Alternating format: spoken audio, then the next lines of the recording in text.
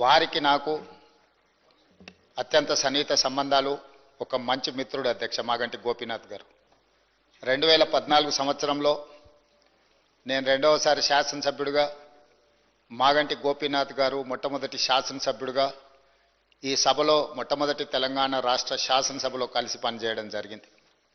ఎన్నికల సమయంలో కానీ ఎన్నికైన తర్వాత కానీ వారు తర్వాత రాజకీయ విధానాలలో మార్పు వచ్చిన వ్యక్తిగతమైన మిత్రత్వము, అదేవిధంగా వారి యొక్క వ్యవహార శైలిలో ఎలాంటి మార్పు లేదు.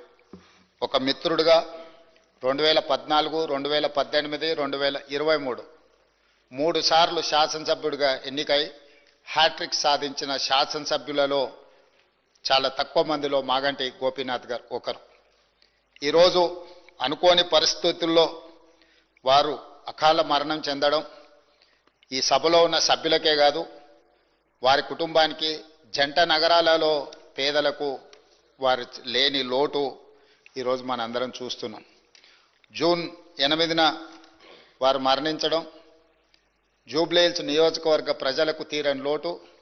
అదేవిధంగా వారి కుటుంబానికి, వారి సోదరుడు, వారి తల్లి, వారి భార్య, కుమార్తె, కుమారుడు, వాళ్ళ కుటుంబ సభ్యులకు ఒక తీరని లోటు.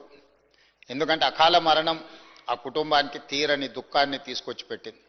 జూబ్లీహిల్స్ నియోజకవర్గ ప్రజలకు కూడా చాలా లోటు.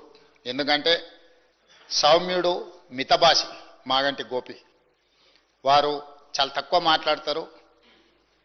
Subscribe us and press the bell icon for more interesting updates.